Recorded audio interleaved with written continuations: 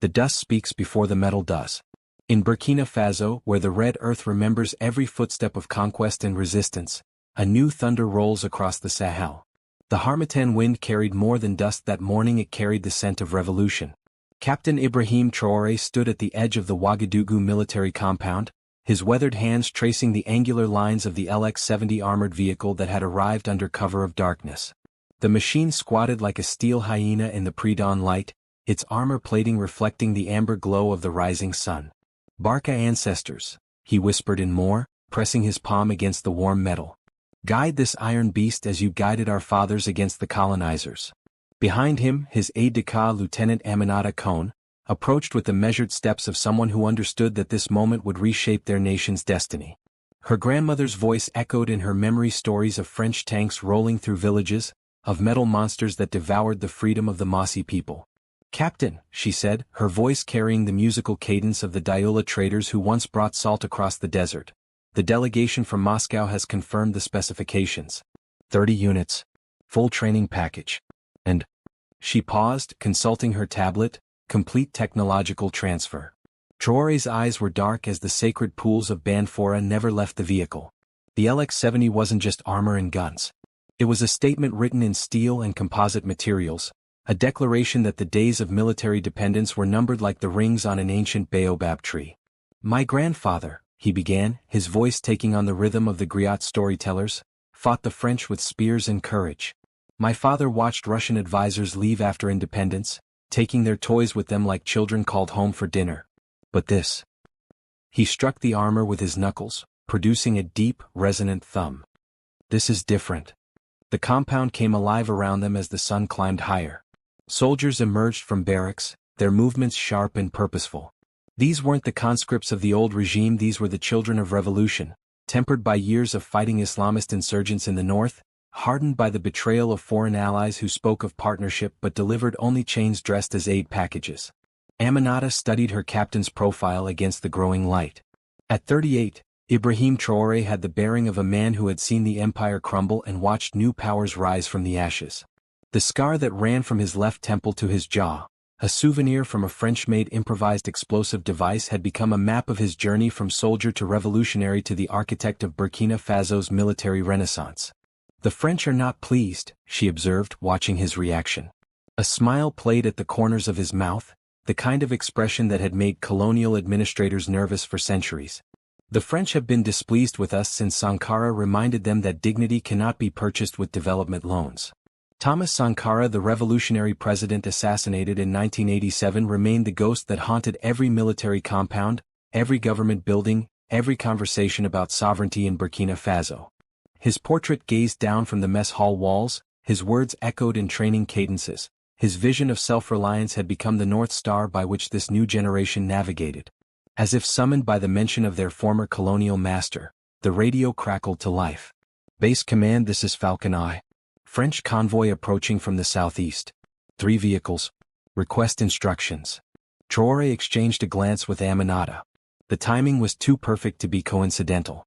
French intelligence had been monitoring their activities since the first Russian military advisors arrived 6 months ago.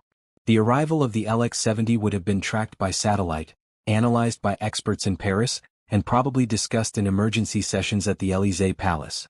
"Falcon Eye, maintain observation. Do not engage unless engaged." He switched off the radio and turned to his aide. "Prepare the delegation protocol. If they want to discuss our new toys, they can do so properly." The French convoy materialized from the heat shimmer like a desert mirage, but there was nothing illusory about the tension that filled the air. 3 armored personnel carriers, Renault VB vehicles that had once been sold to Burkina Faso as symbols of military cooperation, now approached as harbingers of a diplomatic storm. Colonel Philippe Dubois emerged from the lead vehicle with the practiced bearing of a man accustomed to being the most important person in any room. His uniform was immaculate despite the dust, his medals caught the sunlight like small suns, and his expression carried the particular blend of paternalism and irritation that French military advisors had perfected over decades of African operations. "Captain Traore," Dubois called out in French, his accent crisp as breaking glass. "We need to discuss this development." Traore remained motionless beside the LX-70, his hand still resting on its armor. When he replied, it was in Moor, the words flowing like honey over thorns. Yasongbi Kagala tan Yasab Kagala. Then, switching to French with deliberate slowness, what the hyena calls theft, the lion calls taking what belongs to him. The insult hung in the air between them like incense in a mosque.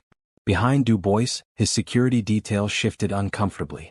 These were not the accommodating Africans of their training manuals, not the grateful recipients of French military wisdom who would defer to European expertise.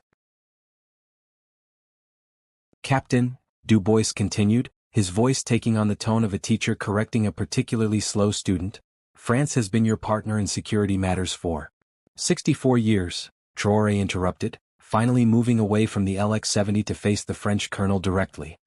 64 years of partnership in which our soldiers carried French weapons, followed French tactics, and died protecting French interests while our people remained among the poorest on earth.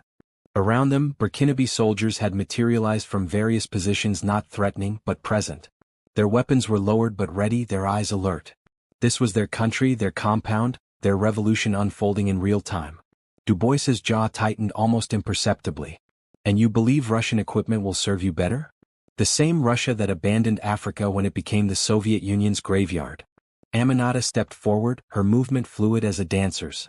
With respect, Colonel, Russia never told us we were incapable of governing ourselves. Russia never insisted our children learn Russian while forgetting their own languages. Russia never pillaged our gold mines while lecturing us about development. The lieutenant's words carried the accumulated fury of generations, the memory of forced labor in French colonies, of chiefs executed for refusing to collect taxes for their occupiers, of resources extracted while infrastructure crumbled, of cultural identity systematically dismantled and rebuilt in Europe's image. Colonel Du Bois turned his attention to her, his gaze calculating. Lieutenant Cohn, isn't it? Graduated from St. Cyr, served with distinction in Mali. France invested considerably in your education. France invested in creating an African who would serve French interests, she replied evenly. My ancestors invested in creating an African who would serve Africa. The standoff might have continued indefinitely, but the growl of approaching engines announced the arrival of the Russian delegation. Two modest vehicles, a testament to the different philosophy underlying this new partnership. Where French military aid came wrapped in ceremony and conditions, Russian assistance arrived with the workmanlike efficiency of a people who understood that respect was earned through results, not rhetoric. Major Viktor Petrov emerged from the passenger seat of the lead vehicle, his movements economical and precise.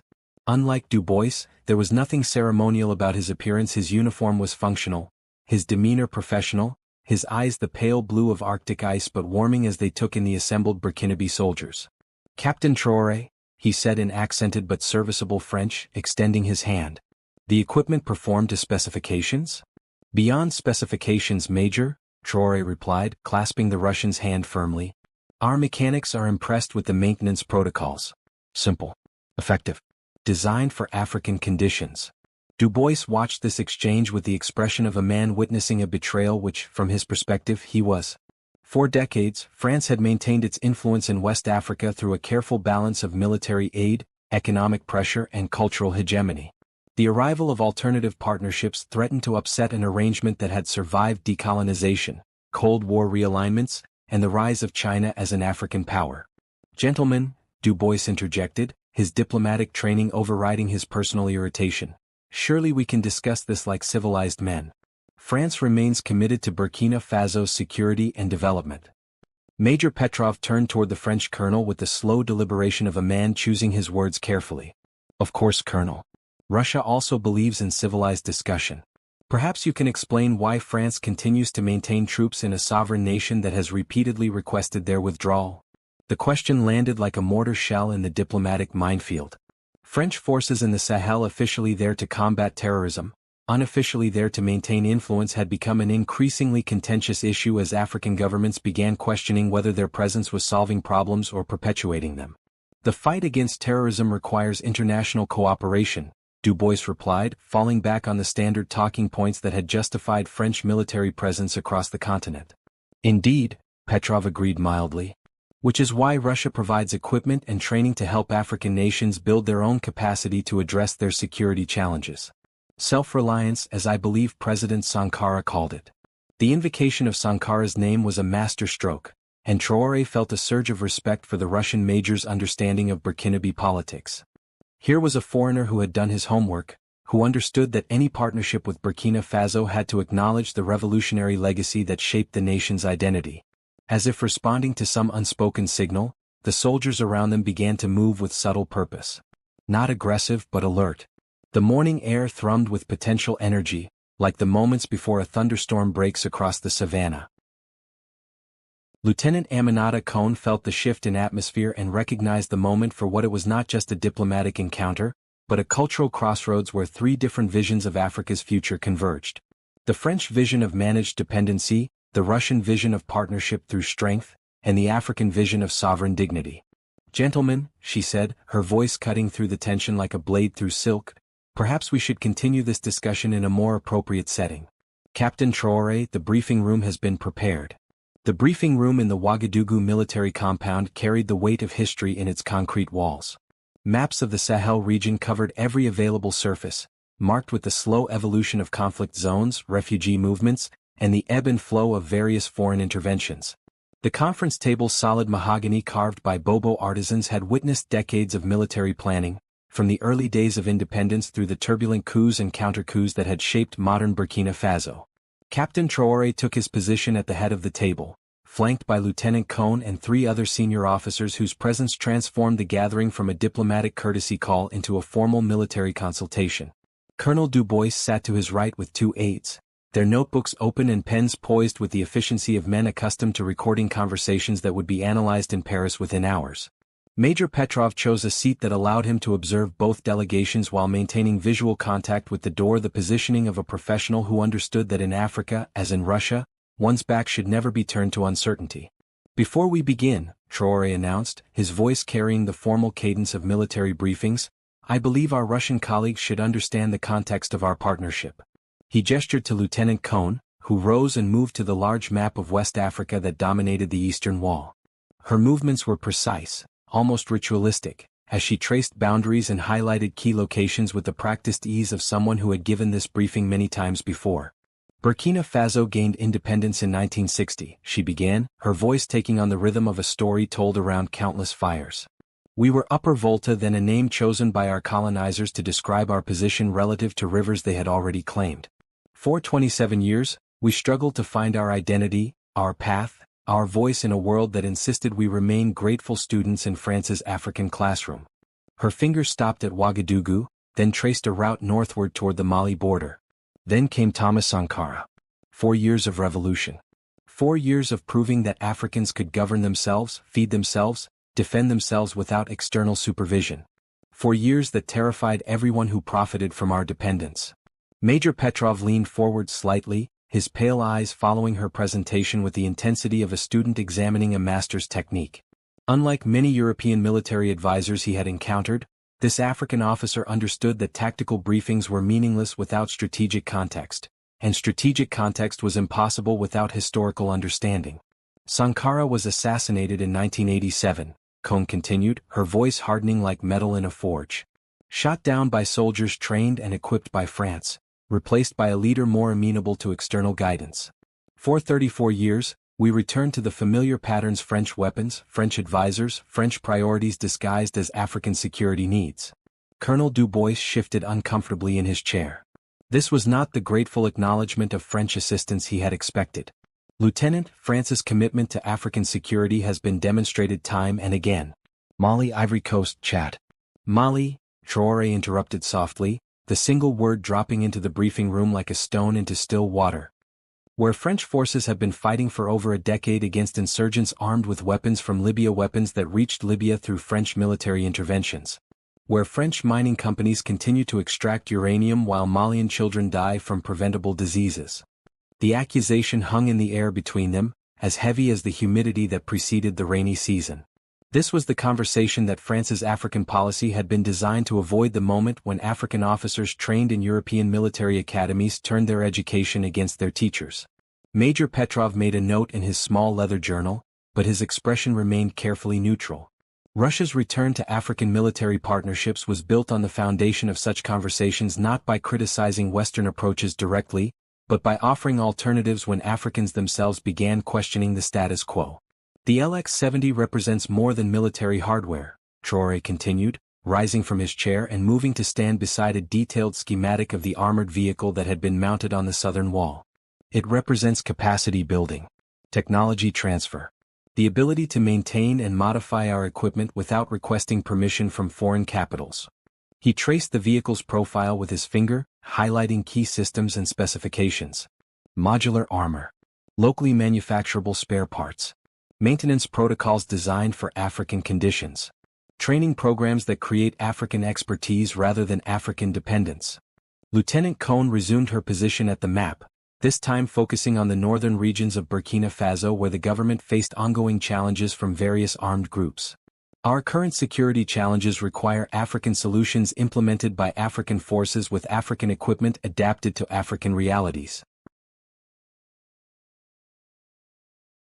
The terrorism threat in the Sahel is real, Colonel Dubois interjected, his voice carrying the weight of genuine concern. These groups have sophisticated weapons, international networks, ideological support. Surely you don't believe you can face such challenges alone? We don't intend to face them alone, Traore replied. But we intend to face them as equals in partnership, not as junior partners in someone else's strategic vision. The distinction was crucial, and everyone in the room understood its implications. The era of African military forces serving as auxiliary units in European-led operations was drawing to a close, replaced by a new paradigm where African nations insisted on equal partnership in addressing their security challenges. Major Petrov closed his journal and looked directly at Colonel Dubois. Russia has learned from its own history that external military assistance works best when it builds indigenous capacity rather than creating dependency. The Soviet Union made the mistake of trying to transplant its systems wholesale. Today's Russia offers tools and training, not ideology and institutional control. The Russians' words carried the weight of experience, the hard-earned wisdom of a nation that had seen its own imperial ambitions collapse under the weight of overextension and local resistance. Unlike the European colonial powers, Russia's relationship with Africa had been interrupted by 7 decades of communist internationalism, allowing for a fresh start based on mutual interest rather than historical grievance. What guarantees can you offer? Dubois asked, his tone becoming more direct. That Russian equipment and training won't be used against civilian populations? Against legitimate governments? Against regional stability? It was a loaded question, one that reflected European assumptions about African military forces and their political reliability. The suggestion that African armies required external supervision to prevent coups and human rights abuses revealed the paternalistic thinking that had shaped decades of military aid programs. Traore's response was immediate and sharp. The same guarantees France offered when it trained and equipped the forces that overthrew elected governments in Mali, Niger, and Burkina Faso itself. The same guarantees America offered when it trained officers who later led coups across the continent. The same guarantees Britain offered when it armed regimes that murdered their own people. The catalogue of Western-trained coup leaders and human rights violators was long and well documented, making Colonel Dubois's question sound more like deflection than genuine concern. African military officers were acutely aware that the international community's selective outrage about military governance rarely extended to questioning the foreign training and equipment that made such governance possible. Lieutenant Cohn returned to her seat, but her presence remained commanding as she addressed the broader implications of the conversation. The question isn't whether African forces can be trusted with advanced military equipment. The question is whether Africa can be trusted to determine its own security priorities without external supervision. Outside the briefing room, the sounds of the military compound continued, trucks moving equipment, soldiers conducting training exercises, the distant hum of generators powering communications equipment. Life proceeded with the steady rhythm of an institution confident in its mission and capability. Major Petrov opened his journal again and made several quick notes before speaking. Russia's approach to military cooperation in Africa is based on several principles that may differ from traditional Western models. First, we provide equipment designed for African conditions and maintainable by African technicians. Second, we offer training that creates African expertise rather than dependence on foreign advisors. Third, we respect African sovereignty in determining how and where equipment is used. He paused, looking directly at Traore. Most importantly, we understand that Africa's security challenges require African solutions. Russia can provide tools and training, but Africans must provide the strategy, leadership, and implementation. The philosophy represented a fundamental shift from the approach that had characterized decades of Western military aid, from providing fish to teaching fishing, from creating clients to creating partners, from managing problems to solving them. Colonel Du Bois studied the faces around the table, recognizing that he was witnessing something unprecedented in his 23 years of African postings. These weren't the deferential African officers of previous generations, grateful for any attention from their former colonial masters. These were professionals who had studied in European military academies, served alongside Western forces, and concluded that alternative partnerships might better serve their national interests. "I need to report back to my superiors," he said finally, closing his own notebook with a snap that seemed to punctuate the end of an era. "France remains committed to its partnerships in West Africa, but we recognize that these partnerships must evolve to meet changing realities." As the French delegation prepared to leave, the weight of the moment settled over the briefing room like dust after a harmattan storm. Something fundamental had shifted in the geopolitical landscape of West Africa, and everyone present understood that they had witnessed the beginning of a new chapter in the continent's military evolution. Major Petrov remained seated as the others rose, his pale eyes studying the maps that covered the walls. "Captain Traore," he said quietly, "may I suggest that we schedule additional discussions about advanced training protocols? The LX-70 is capable of much more than basic armored operations." The Russian suggestion carried implications that everyone understood. Advanced training meant advanced capabilities meant strategic independence, and strategic independence meant the end of external military supervision disguised as partnership. "Scheduled," Traore replied, extending his hand to clasp the Russians in the firm grip of men who understood that they were forging more than military cooperation. They were crafting the tools of African sovereignty in an age when sovereignty would be measured in military capability as much as diplomatic recognition. 3 weeks after the diplomatic encounter in the briefing room, the first squadron of LX-70 armored vehicles rolled across the sun-baked training grounds north of Ouagadougou. The vehicles moved in perfect formation, steel elephants traversing the savannah with mechanical precision, their crews now fluent in the language of modern armored warfare. Captain Traore stood atop the command vehicle, his body swaying naturally with the motion as they approached the final phase of field testing. Through his headset, he could hear the crisp reports of his unit commanders, their voices carrying the confidence of soldiers who had mastered new tools and felt the weight of their nation's expectations. "Alpha Section, advance to objective lightning," he commanded, watching as 3 LX-70s peeled off from the main formation and began a flanking maneuver that would have been impossible with their previous equipment. The vehicle's advanced suspension systems allowed them to traverse terrain that would have disabled older armored personnel carriers, while their electronic warfare suites provided protection against the sophisticated improvised explosive devices that had claimed so many lives in the northern provinces. Lieutenant Aminata Cohn monitored the exercise from the mobile command post, her screens displaying real-time telemetry from all 12 vehicles participating in the training scenario. The data streams told a story of technological revolution: fuel consumption down by 30%, mechanical failures reduced to near zero, crew survivability enhanced by factors that military statisticians struggled to quantify. "Captain," she reported over the command frequency, "all systems optimal. The crews are adapting faster than projected." The adaptation wasn't just technical, it was psychological. For decades, Burkinabe soldiers had operated equipment that broke down regularly, required constant maintenance, and left them vulnerable to better-armed opponents. The LX-70s represented more than mechanical improvement. They embodied the possibility that African forces could match any opponent in terms of equipment quality and technological sophistication. Major Victor Petrov observed the exercise from a hilltop position that provided an overwatch of the entire training area. His pale eyes tracked the movement of vehicles through high-powered binoculars while his aide maintained radio contact with Russian technical advisors embedded with each crew. The integration was proceeding better than anyone had dared hope. African adaptability combined with Russian engineering was producing results that exceeded both nations' expectations. "Interesting," he murmured to his aide, Lieutenant Colonel Dmitry Volkov, as they watched Alpha Section execute a complex urban warfare scenario. "They're not just following our tactical doctrine, they're improving it." The observation reflected something that European military advisors had consistently underestimated: the innovative capacity of African soldiers operating in their own environment. Where foreign advisors saw primitive conditions requiring external solutions, African soldiers saw opportunities for creative adaptation that enhanced rather than replaced existing capabilities. The training scenario intensified as simulated enemy forces played by other Burkinabe units equipped with older equipment attempted to ambush the LX-70 squadron.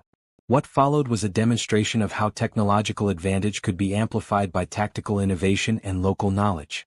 Instead of engaging directly, the LX-70 crews used their superior mobility and communication systems to coordinate a response that combined traditional African military tactics with modern technology. They moved like a hunting pack, individual vehicles serving as beaters to drive the enemy toward carefully prepared positions where other units waited in ambush. Warba. The traditional Moor war cry echoed across the training ground as the exercise reached its climax, but now it was transmitted through encrypted digital communication systems that allowed for coordination impossible in previous generations of warfare. Captain Traore felt the vibration of history through the steel deck of his command vehicle. His grandfather had fought French colonial forces with spears and courage. His father had served in a military that depended on foreign equipment and foreign advisors. Now he commanded forces that could stand as equals with any military in the world, not because they had abandoned their African identity, but because they had enhanced it with tools worthy of their warrior heritage. The exercise concluded with all objectives secured and 0 casualties, a result that would have been impossible with their previous equipment. As the vehicles returned to base, their crews displayed the quiet confidence of professionals who had tested their tools and found them adequate to any challenge. But even as the immediate training objectives were met, larger strategic questions loomed. The arrival of advanced military equipment had not gone unnoticed by Burkina Faso's neighbors or by the various armed groups operating in the region.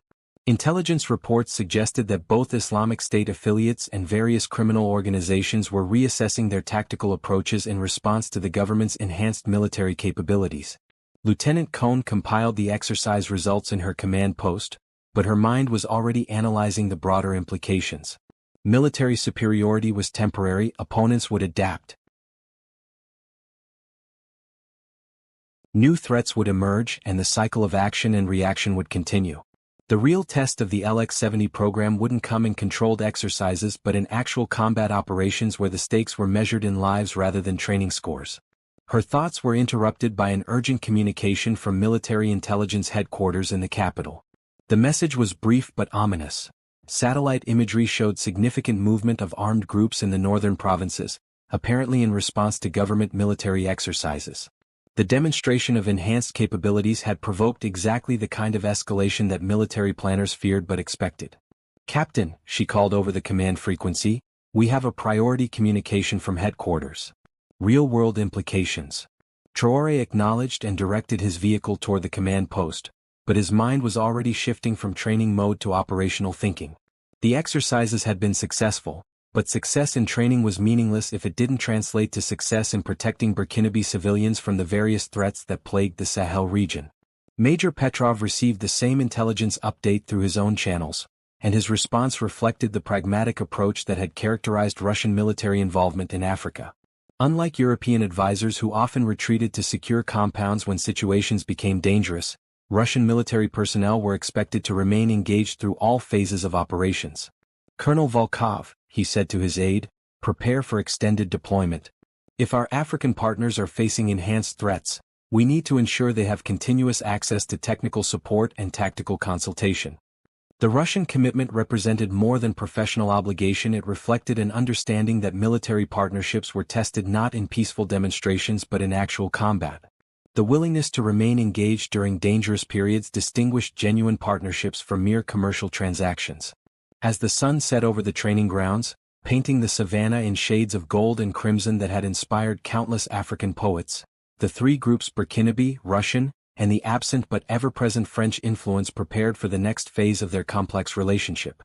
In Ouagadougou, French military intelligence officers compiled their own reports on the day's exercises, noting with professional concern the rapid integration of Russian equipment and tactics. The implications for French influence in West Africa were clear and troubling. Traditional partnerships built on technological dependence were becoming obsolete as African nations gained access to alternative sources of military capability. But for Captain Traore and his soldiers, the political implications were secondary to operational realities. They had new tools, enhanced capabilities, and the confidence that came from successful training. More importantly, they had demonstrated to themselves and their opponents that Burkina Faso's military was evolving from a force dependent on external support to one capable of independent action. The real test would come soon enough. Intelligence reports suggested armed groups were massing for coordinated attacks designed to test the government's new military capabilities. The LX-70S had performed flawlessly in exercises, but armored vehicles were only as effective as the soldiers who crewed them and the strategies that employed them. As darkness fell across the compound, maintenance crews began their nightly inspection routines, their work illuminated by portable lighting systems that allowed round-the-clock operations. The soldiers moved with the quiet efficiency of professionals who understood that mechanical reliability was the foundation of tactical success. Lieutenant Cohn reviewed intelligence summaries in her office, cross-referencing known threats with the capabilities demonstrated during the day's exercises. The numbers were encouraging: enhanced mobility, improved survivability, better communications, superior firepower. But numbers couldn't capture the intangible factors that determine success or failure in actual combat. The telephone rang, interrupting her analysis. The voice on the other end was crisp, professional, and urgent. "Lieutenant, this is operations. We have confirmed reports of terrorist activity in the Sahel region. Multiple groups appear to be coordinating for major offensive operations. All units are to be placed on elevated readiness status." The call she had been expecting had finally come. The training was over, the exercises complete, the diplomatic maneuvering finished. Now the LX-70S and their crews would face the ultimate test, not against simulated enemies in controlled conditions, but against real opponents with deadly intentions and nothing to lose. "Understood," she replied, already reaching for her combat gear. "Alert Captain Traore. Initiate combat readiness protocols." As she prepared for what might be the most significant military operation in Burkina Faso's recent history, Lieutenant Cohn felt the weight of her ancestors' expectations. They had fought colonizers with spears and shields, defended their land with courage and sacrifice, preserved their culture through decades of foreign domination. Now it was her generation's turn to prove worthy of that legacy, armed with the best equipment their nation could obtain and trained to the highest standards their allies could provide. The LX-70S waited in their maintenance bays like sleeping predators, their steel hides gleaming under the fluorescent lights, their weapon systems loaded and ready. Soon they would roll into combat, carrying not just soldiers and equipment, but the hopes of a nation determined to control its own destiny in an increasingly dangerous world. The call came at 0347 hours, cutting through the pre-dawn darkness like a blade through silk. Lieutenant Aminata Cohn was already awake. Soldiers with combat experience learned to sleep lightly in times of elevated threat when her secure phone delivered the news that would test everything they had trained for. Multiple coordinated attacks across the northern provinces, the operations officer reported, his voice tight with controlled urgency. Dori, Goram, and Jibo under simultaneous assault. Early reports suggest sophisticated tactics and heavy weapons. This isn't the usual hit and run. Cohn was on her feet and reaching for her combat gear before the briefing ended. Through her window, she could see the compound coming alive with the controlled chaos of military mobilization. Floodlights illuminated the vehicle parks where maintenance crews performed final systems checks on the LX-70S, their movements precise and unhurried despite the urgency of the situation. Captain Ibrahim Traore appeared in her doorway, already dressed in full combat kit, his scarred face grim in the artificial light. "How long do we have?" he asked without preamble. "Wheels up in 90 minutes, she replied, strapping on her body armor with practiced efficiency. "Intelligence suggests this is coordinated with outside support, weapons too sophisticated for local acquisition, tactics too advanced for typical insurgent groups." The implication hung between them like incense in a mosque. After years of combating various armed groups with limited success, the government forces were facing opponents who had evolved beyond guerrilla harassment to something approaching conventional military capability. The attacks weren't just terrorism, they were a direct challenge to the state's monopoly on organized violence. Major Viktor Petrov materialized in the corridor outside Cohn's office, his appearance as immaculate as if he were attending a parade rather than preparing for combat operations. Unlike Western military advisors who often remained safely in rear positions during dangerous operations, Russian doctrine emphasized forward deployment of technical personnel to ensure optimal equipment performance under combat conditions. "My team is prepared to accompany your forces," he announced without being asked. The LX-70S performed differently under combat stress than training conditions. Real-time technical support may prove crucial. Traore studied the Russian major's face, reading the combination of professional obligation and personal interest that motivated elite soldiers regardless of nationality. "This isn't your fight, Major." "Captain," Petrov replied, his pale eyes reflecting the compound's floodlights, When Russian equipment is tested in combat, it becomes Russia's fight. When African sovereignty is challenged, it becomes everyone's fight who believes in the principle of self-determination. The philosophical dimension of the conflict was never far from operational considerations. The attacks weren't just military actions, they were statements about whether African nations could defend themselves without permanent foreign intervention, whether indigenous military capabilities could match externally supported insurgencies, whether sovereignty was something to be granted by outside powers or seized by African determination. The convoy that departed Ouagadougou 90 minutes later represented the convergence of multiple historical currents.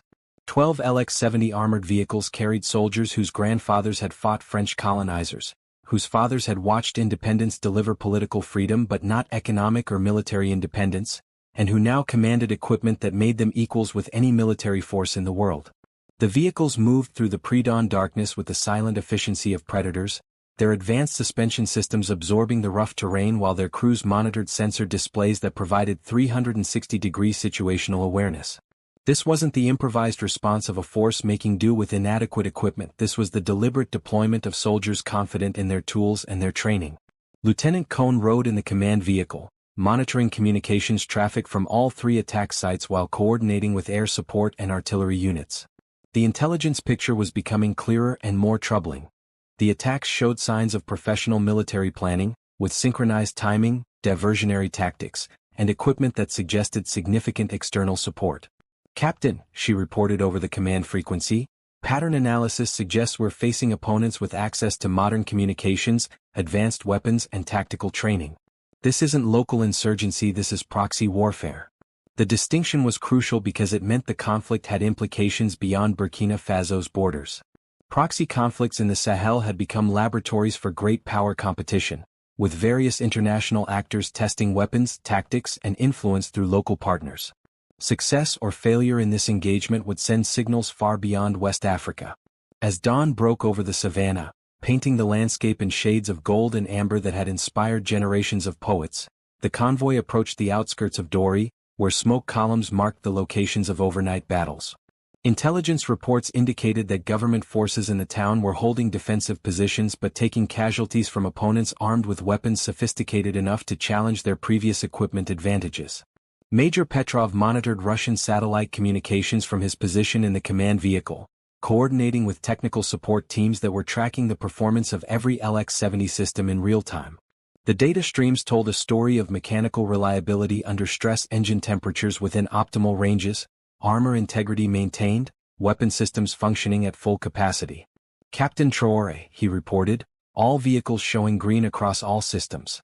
Your crews are managing the equipment better than our most optimistic projections."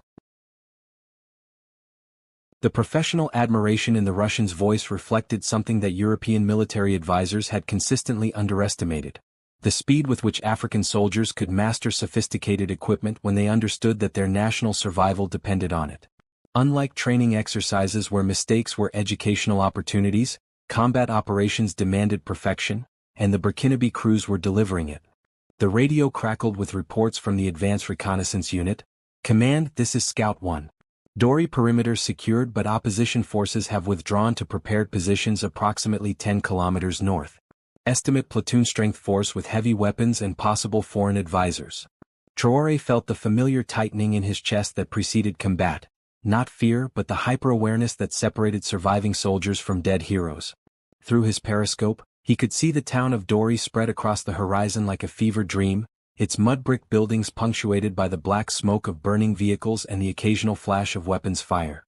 "All units, implement formation Delta," he commanded, watching as the LX-70 squadron dispersed into an extended line that would allow maximum firepower while minimizing vulnerability to concentrated enemy response.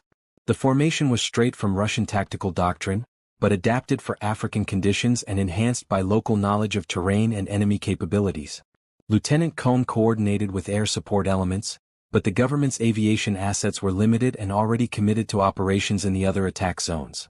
The LX-70s would face their first combat test with minimal external support, exactly the kind of scenario that would demonstrate whether the equipment and training could deliver the independent capability that African military leaders demanded. As they approached the enemy positions, the landscape told the story of previous battles. Burnt-out vehicles from earlier government operations lay scattered across the savannah like metal graves, testaments to the inadequacy of older equipment when faced with well-armed and motivated opponents. The insurgents had learned to exploit the government's previous technological limitations, using mobility and superior weapons to offset numerical disadvantages. But the approaching LX-70S represented a fundamental shift in the balance of capabilities. Where previous government operations had been hampered by mechanical failures, communication breakdowns, and vulnerability to enemy fire, these vehicles and their crews could operate with the confidence that their equipment would perform as advertised under the most demanding conditions.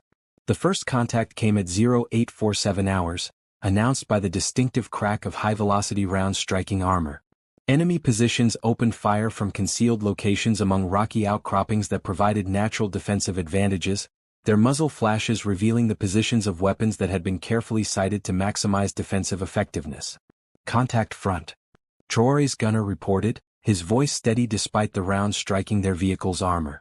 Multiple positions, range 800 meters, engaging. The LX-70's main gun spoke with a voice like thunder, its high-explosive round impacting among the rocks where enemy muzzle flashes had revealed firing positions.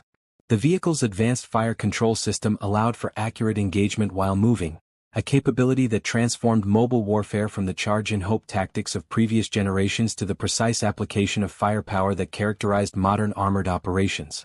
Around them, the other LX-70S engaged targets with the coordinated precision of a pack hunt, their crews communicating through encrypted digital systems that allowed for instantaneous tactical coordination.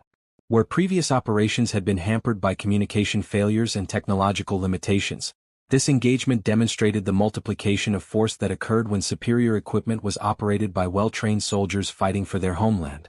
Major Petrov monitored the engagement from his position in the command vehicle, his trained eye analyzing the tactical development while his technical expertise assessed equipment performance. The LX-70S were performing exactly as designed, maintaining mobility under fire, delivering accurate firepower, and protecting their crews from enemy response. But more importantly, the Burkinabe crews were demonstrating the tactical sophistication that transformed good equipment into military superiority. They moved like dancers, each vehicle's position complementing the others, their fire coordination creating overlapping fields of engagement that left no safe position for enemy forces. "Beautiful," he murmured in Russian, then switched to French for the command frequency. "Captain, your crews are executing combined arms tactics at the level of our most experienced units." The compliment carried weight because it came from a professional who had observed military forces worldwide and understood the difference between soldiers who operated equipment and soldiers who mastered it. The Burkinabe forces weren't just using Russian weapons, they were adapting Russian tactics to African conditions and achieving results that exceeded both nations' expectations. The enemy's response revealed the sophistication of their support network. Instead of breaking contact and withdrawing the typical response of insurgent forces when faced with superior firepower, they began a coordinated counterattack using tactics that suggested professional military training and equipment that rivaled the government's own capabilities. Anti-tank missiles streaked across the battlefield, their guidance systems seeking the heat signatures of the LX-70S while their warheads carried enough explosive power to penetrate even advanced armor. This wasn't the improvised resistance of local insurgents, this was the calculated opposition of forces equipped and trained to challenge modern military equipment. "Missile warning," Lieutenant Cohn announced, her voice cutting through the combat chatter as automated systems detected incoming threats. "All units implement defensive protocols." The LX-70S responded with electronic countermeasures that confused incoming guidance systems while their crews executed evasive maneuvers that maximized their vehicles' defensive advantages. Smoke launchers created visual barriers while chaff dispensers interfered with electronic guidance, creating a technological battle within the larger tactical engagement. But even the most sophisticated defensive systems couldn't eliminate all threats, and the explosion that rocked Alpha 2 demonstrated that the enemy possessed weapons capable of challenging the government's technological advantages. The vehicle's crew survived because of their armor protection, but the mobility kill meant that 1/12 of the government's most advanced military capability was temporarily out of action. "Alpha 2 status report," Traore demanded, his voice tight with concern for his soldiers and awareness that every casualty would be analyzed by opponents and allies alike for evidence of the equipment's combat effectiveness. "Sir, mobility kill but crew intact," came the reply. "Main gun functional, communications operational. We can provide fire support from fixed position." The damage assessment revealed both the capabilities and limitations of even the most advanced military technology. The LX-70's armor had protected its crew from a direct hit by a modern anti-tank missile, but the vehicle's mobility was compromised, forcing tactical adaptation to changed circumstances. Major Petrov was already coordinating with recovery teams and technical support, but his primary concern was ensuring that the engagement's outcome would demonstrate the system's overall effectiveness rather than focusing attention on individual failures. In modern warfare, no equipment was invulnerable. Success was measured by overall mission accomplishment rather than zero casualties. The tactical situation continued evolving as enemy forces revealed additional capabilities that suggested extensive external support. Communications intercepts indicated coordination with elements operating from sanctuary areas beyond Burkina Faso's borders, while weapon signatures matched equipment known to be supplied by nations with strategic interests in regional instability. Lieutenant Cohn coordinated with intelligence assets to track the source of enemy capabilities, but her immediate concern was ensuring tactical success against opponents who had clearly been preparing for exactly this kind of engagement. The attacks weren't opportunistic insurgent operations, they were carefully planned challenges to the government's enhanced military capabilities.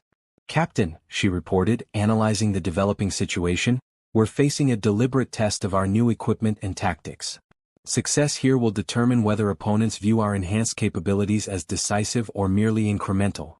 The strategic implications of the engagement extended far beyond the immediate tactical situation. African military forces worldwide were watching to see whether access to advanced equipment could translate into battlefield success, while international observers analyzed the results for implications regarding future military partnerships and arms sales.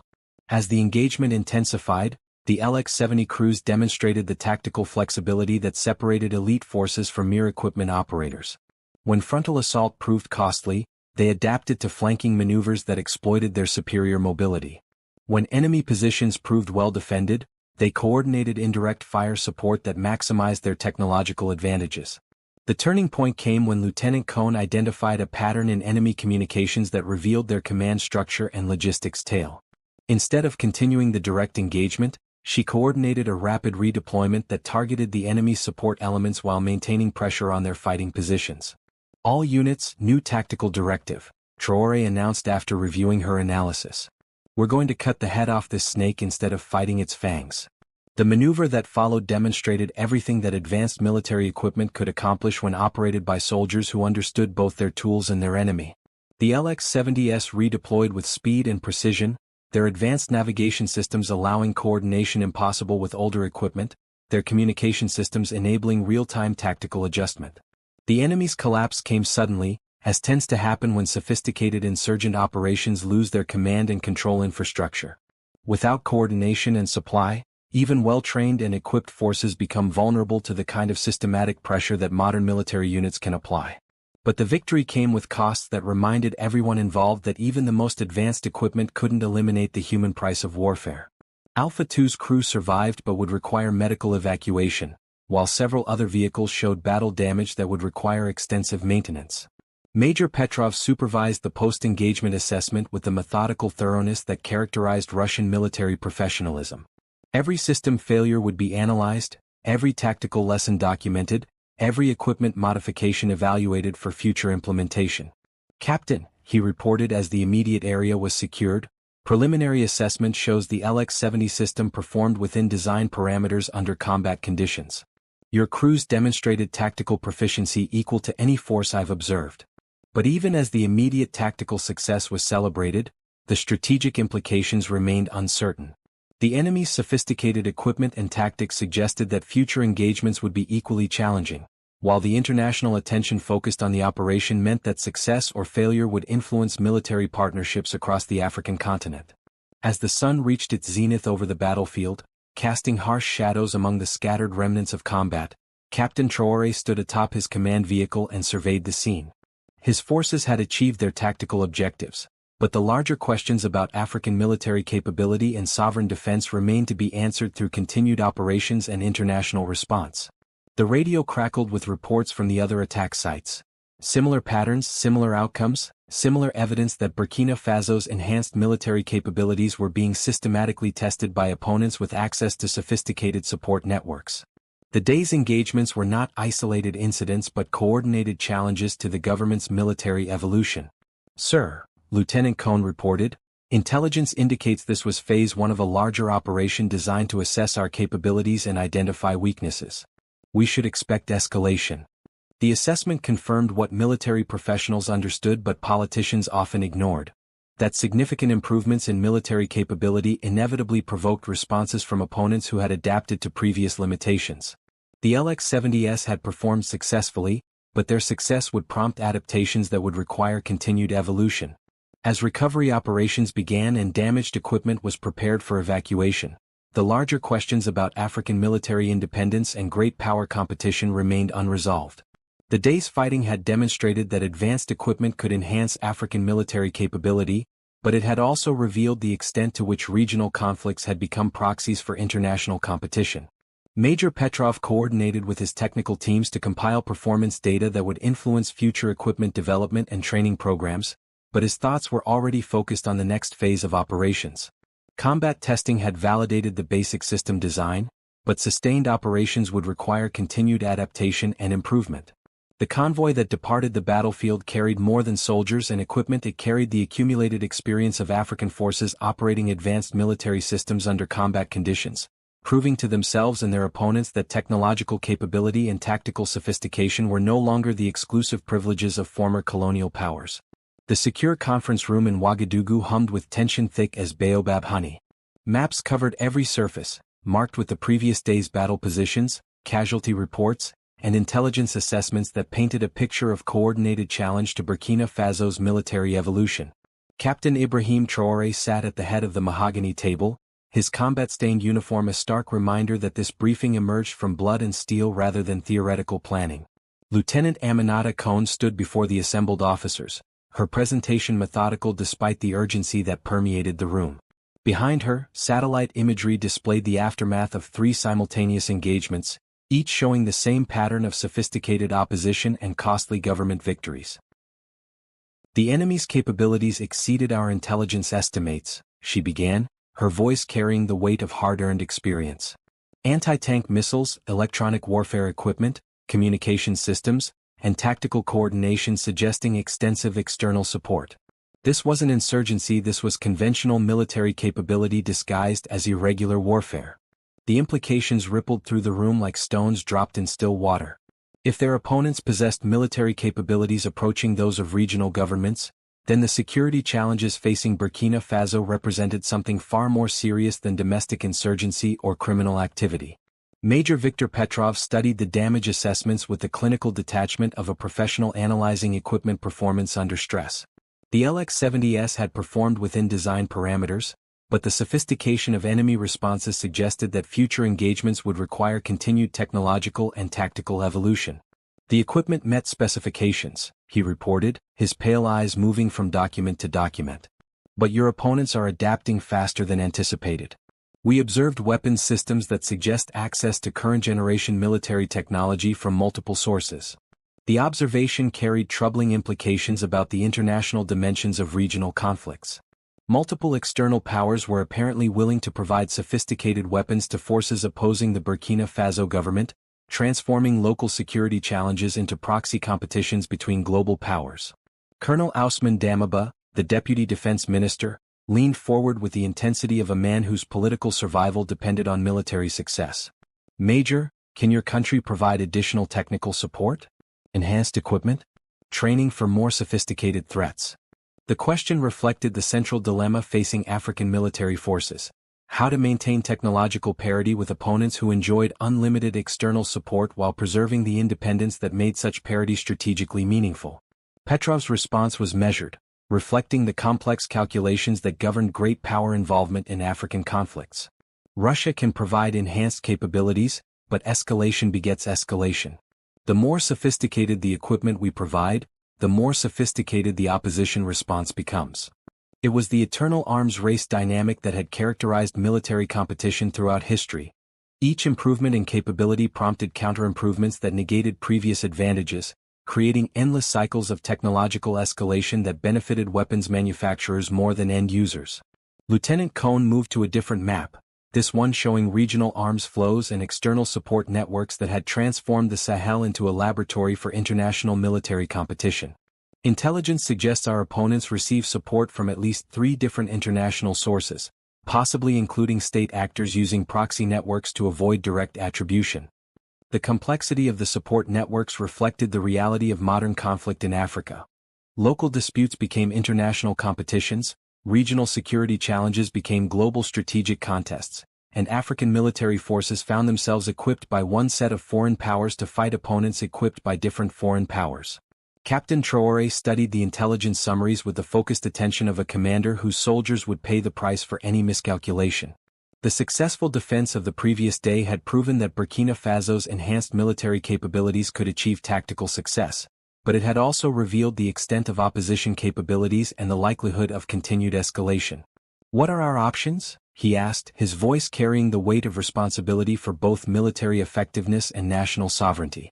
The question reflected the fundamental challenge facing African leaders in an era of renewed great power competition: how to access the military capabilities necessary for sovereign defense without becoming proxies in conflicts that served external rather than African interests. Colonel Damiba spread additional documents across the table: intelligence reports, diplomatic cables, and economic assessments that painted a comprehensive picture of Burkina Faso's strategic position. France has offered enhanced military assistance, including deployment of additional advisors and access to more sophisticated equipment. The French offer represented both opportunity and trap. Enhanced military assistance would certainly improve short-term capability, but it would also recreate the dependency relationships that had characterized African military forces since independence. Accepting French assistance meant accepting French strategic priorities, French tactical doctrine, and French control over military decision-making. And the Russian position? Traore inquired, looking directly at Major Petrov.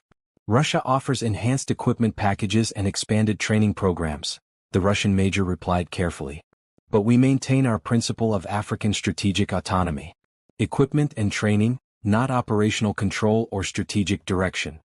The distinction was crucial because it reflected fundamentally different approaches to military partnership.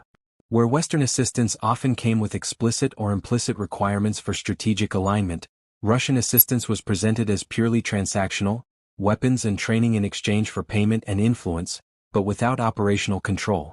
Lieutenant Cohn consulted her intelligence summaries before speaking. "There's another factor to consider. Intelligence suggests that successful defense of yesterday's attacks has prompted discussions among neighboring governments about similar equipment acquisitions. Mali, Niger, and Chad are all reportedly examining enhanced military partnerships." The regional implications were significant because they suggested that Burkina Faso's military evolution could catalyze broader changes in West African security arrangements. If multiple governments upgraded their military capabilities through alternative partnerships, it would fundamentally alter the regional balance of power and reduce traditional external influences. But regional military enhancement would also prompt counter-responses from powers whose influence depended on African military dependence.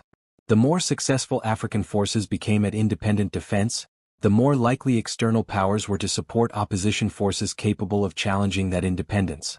The secure telephone rang, interrupting the strategic discussion with the immediacy of operational reality.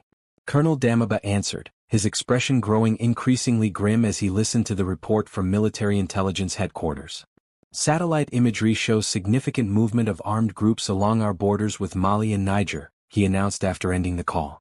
"Estimate battalion strength forces with heavy equipment moving toward our northern provinces. Timeline suggests coordinated offensive operations within 72 hours. The intelligence represented escalation beyond anything previously encountered. Battalion strength operations required logistical capabilities, command structures, and equipment far exceeding what local insurgent groups could generate independently. This was proxy warfare approaching the scale of conventional military operations." Major Petrov was already reaching for his secure communication device, coordinating with Moscow for enhanced technical support and possible equipment deliveries to address the evolving threat. "Captain, this level of opposition requires response capabilities beyond current deployment. We can accelerate delivery schedules and enhance training programs, but the timeline is challenging." The Russians' assessment reflected the central problem of military modernization in crisis conditions. Sophisticated equipment required extensive training, complex operations demanded detailed planning, and effective coordination took time that might not be available when opponents enjoyed unlimited external support. Lieutenant Cohn analyzed the intelligence reports with the systematic approach that had made her one of Burkina Faso's most effective tactical planners. Pattern analysis suggests this offensive is designed to test our capacity for sustained operations rather than isolated engagements. They want to determine whether our enhanced capabilities can handle prolonged, multi-front operations. The assessment was strategically crucial because it identified the real test facing Burkina Faso's military evolution. Single engagements could be won through superior equipment and training, but sustained operations required depth of capability, logistical sophistication, and strategic endurance that went far beyond individual battles. Captain Traore felt the weight of history settling on his shoulders like dust from the harmattan wind. His generation of African military leaders faced challenges that previous generations had been unable to address: how to achieve genuine strategic independence in an era when sovereignty required military capability equal to any threat, and military capability required international partnerships that risked recreating dependency relationships in new forms. "We need to make a decision," he announced, his voice carrying the authority of command backed by combat experience. Enhanced partnership with Russia, accepting dependency on France, or attempting independent development that may not be sufficient for current threats.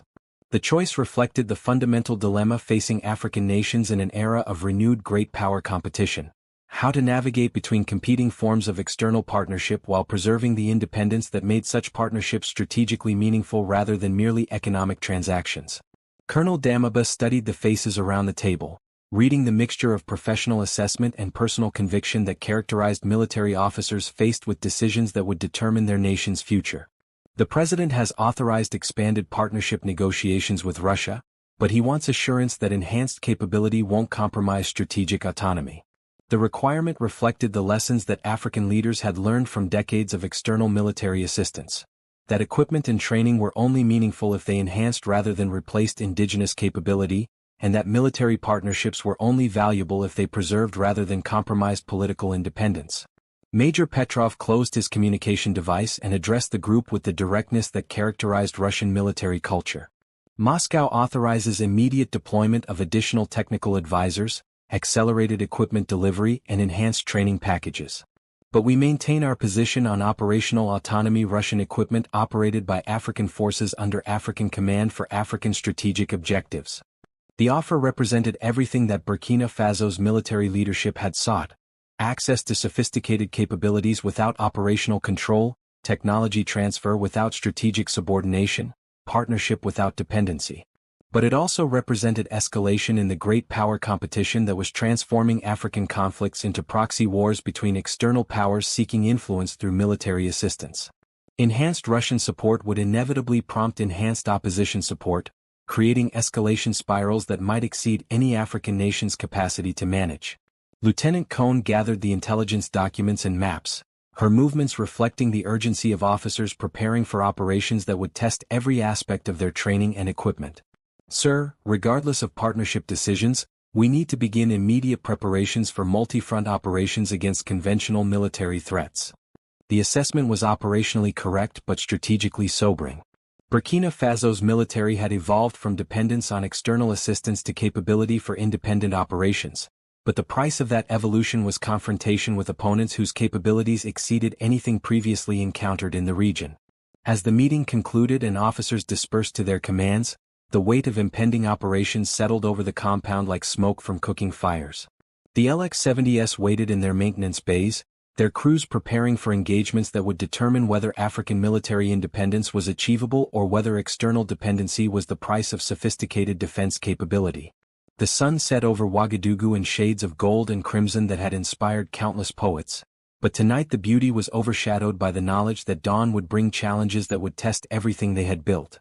The revolution in African military capability was about to face its most severe examination, and the results would influence military partnerships across the continent for generations to come.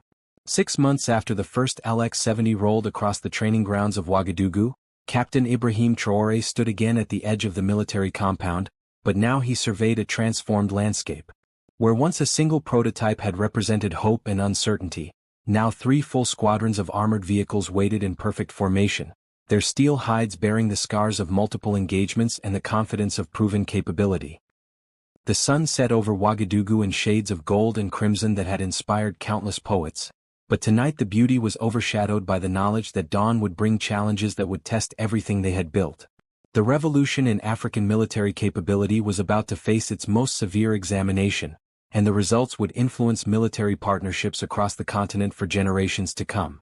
6 months after the first LX-70 rolled across the training grounds of Ouagadougou, Captain Ibrahim Traore stood again at the edge of the military compound, but now he surveyed a transformed landscape. Where once a single prototype had represented hope and uncertainty, now 3 full squadrons of armored vehicles waited in perfect formation, their steel hides bearing the scars of multiple engagements and the confidence of proven capability. The morning mist rose from the red earth like the breath of ancestors, carrying with it the scent of change that had swept across not just Burkina Faso but the entire Sahel region. The success of the LX-70 program had catalyzed military modernization efforts across West Africa, challenging traditional assumptions about African military capability and external dependency. Lieutenant Aminata Kone approached with the measured stride of an officer whose recommendations now shaped regional security policy. In her hands she carried intelligence summaries that told the story of transformation. Insurgent activity down 60%, cross-border criminal operations disrupted, and most significantly, the emergence of what intelligence analysts were calling African strategic autonomy in military affairs. "Captain," she reported, her voice carrying the quiet confidence of professional success, "the latest intelligence assessments show fundamental changes in opposition tactics. They're avoiding direct confrontation with our forces and focusing instead on areas where governments maintain traditional military capabilities." The assessment reflected the broader strategic impact of Burkina Faso's military evolution. Enhanced defensive capability hadn't just protected Burkinabe territory, it had redirected threats toward regions that remained dependent on external military assistance, creating pressure for broader military modernization across the continent. Major Viktor Petrov had departed the previous week, but his replacement, Colonel Alexandra Kozlova, brought enhanced credentials and expanded authority that reflected Moscow's growing commitment to African military partnerships.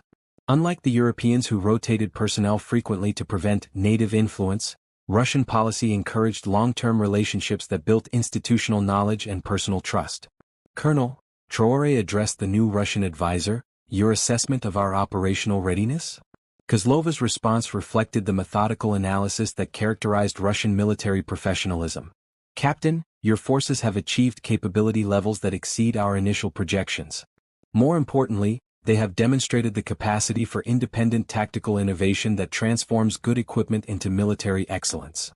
The professional respect in her voice reflected something that had surprised even Russian military planners: the speed and creativity with which African forces had adapted advanced equipment to local conditions, producing tactical innovations that exceeded the capabilities of forces operating identical equipment in different environments. But beyond tactical success lay strategic questions that would determine the long-term significance of the LX-70 program. Military capability was meaningless without political direction, and political independence required economic foundation that went beyond military modernization. The secure telephone in Traore's office rang with the distinctive tone that indicated presidential-level communications. When he answered, the voice of President Roch-Marc Christian Kabore carried the weight of decisions that would shape Burkina Faso's relationship with the world for decades to come. "Captain, I want you to know that yesterday's cabinet meeting approved expanded indigenous military production capabilities. We're moving beyond equipment acquisition to domestic manufacturing of selected systems. Your success with the LX-70 program has proven that African technical capability can match any challenge when properly supported." The announcement represented the ultimate goal of military modernization: not just access to sophisticated equipment, but the capacity to produce, maintain and modify that equipment according to national priorities rather than external specifications. Indigenous production capacity meant genuine strategic autonomy rather than dependence on foreign suppliers for critical capabilities. But indigenous production also meant accepting responsibility for everything that flowed from enhanced military capability: the diplomatic complications, the regional arms races, the international attention that came with being taken seriously as a military power rather than dismissed as a recipient of foreign assistance. Lieutenant Kone consulted her intelligence summaries before addressing the broader implications. "Sir, intelligence indicates that our success has prompted similar programs in Mali, Niger, Chad, and Ghana. Regional military capabilities are evolving faster than traditional external powers can adapt their influence strategies. The regional impact reflected the demonstration effect that had always characterized African political development. Success in one country inspired adaptation in neighboring countries, creating cascading changes that transformed entire regions more rapidly than external powers could control or redirect. Colonel Kozlova added her own assessment. Moscow views the African military modernization trend as strategically significant. We're prepared to support expanded programs across the region, but we want African partners to understand that capability brings responsibility for regional stability and international behavior. The Russian position reflected lessons learned from previous arms export programs that had created regional instabilities when enhanced military capabilities weren't balanced by enhanced political responsibility. Moscow wanted successful partnerships, not proxy conflicts that damaged Russian interests in African development. As the morning progressed and routine operations resumed across the compound, the soldiers who maintained and operated the LX-70S reflected the transformation that had occurred at every level of Burkina Faso's military. These weren't grateful recipients of foreign assistance, these were professionals confident in their equipment, their training, and their ability to defend their nation against any threat. The mechanic who serviced the main gun systems had trained in Russian facilities but adapted procedures to African conditions.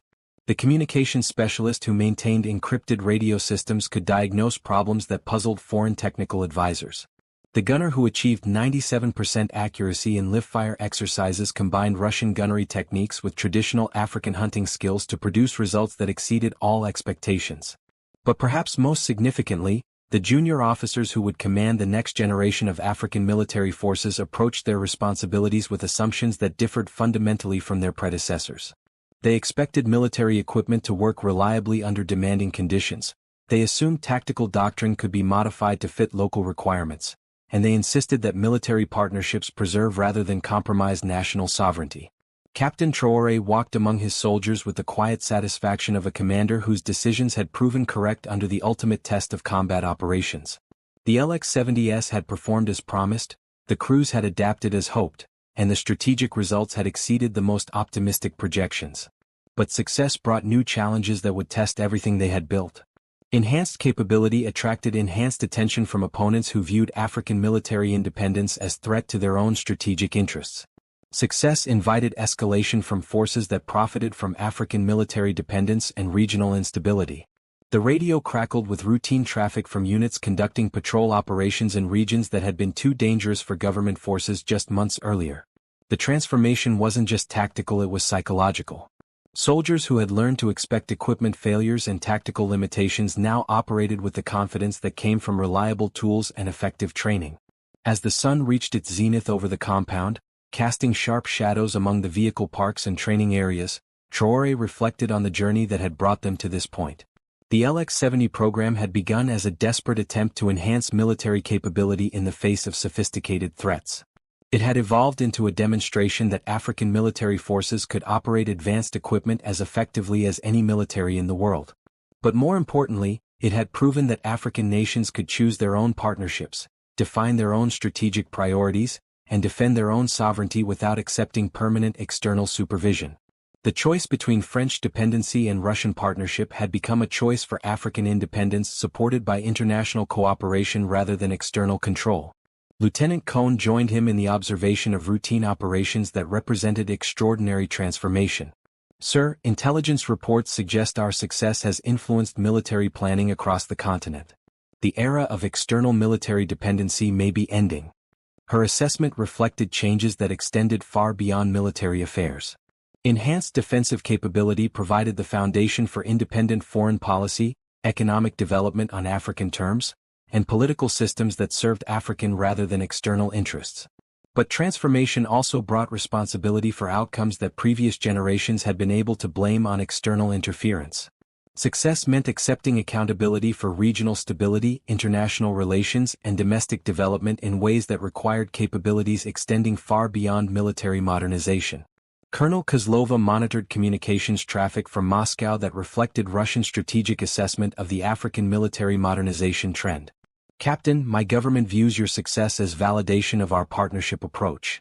We're prepared to expand cooperation, but we want African partners who share responsibility for regional stability and international security. The Russian position reflected pragmatic recognition that military capability without political responsibility created instabilities that harmed all parties. Enhanced African military capability needed to serve African development and regional stability rather than external strategic competition. As afternoon shifted toward evening and the compound prepared for the cycle of maintenance, planning and preparation that characterized professional military operations, the weight of achievement settled over the assembled soldiers and advisors. They had proven that African military forces could master sophisticated equipment, adapt advanced tactics, and achieve strategic results that exceeded all external expectations. But they had also proven that military capability was only meaningful when it served broader purposes of national development, regional stability, and international cooperation. The LX-70 program had succeeded not just because it provided better equipment, but because it enhanced African capacity for independent decision-making in military and political affairs. The evening call to prayer echoed across Ouagadougou as it had for centuries, but tonight it carried additional meaning for soldiers who had proven that faith, courage, and modern technology could combine to achieve results that honored both ancestors and future generations. The revolution in African military capability was no longer a hope, it was a reality that would shape the continent's relationship with the world for decades to come. As darkness settled over the compound and the daily cycle of operations concluded, the LX-70s waited in their maintenance bays like sleeping guardians, their steel hides reflecting the lights of a nation that had chosen its own path in a world where choice was the ultimate expression of sovereignty. Tomorrow would bring new challenges, but tonight belonged to the satisfaction of soldiers who had proven themselves worthy of their ancestors' sacrifice and their children's hopes. The war machine of Burkina Faso had become more than metal and firepower, it had become the foundation of a new relationship between Africa and the world, built on mutual respect rather than historical dependency, technological capability rather than external supervision, and the unshakable conviction that dignity was not negotiable in any partnership worthy of the name. In the distance, drums echoed across the city as they had for 1,000 years, but now they celebrated not just cultural continuity but technological mastery, not just resistance to external control but capacity for independent defense, not just the memory of ancient victories but the reality of modern capability that would preserve freedom for generations yet to come.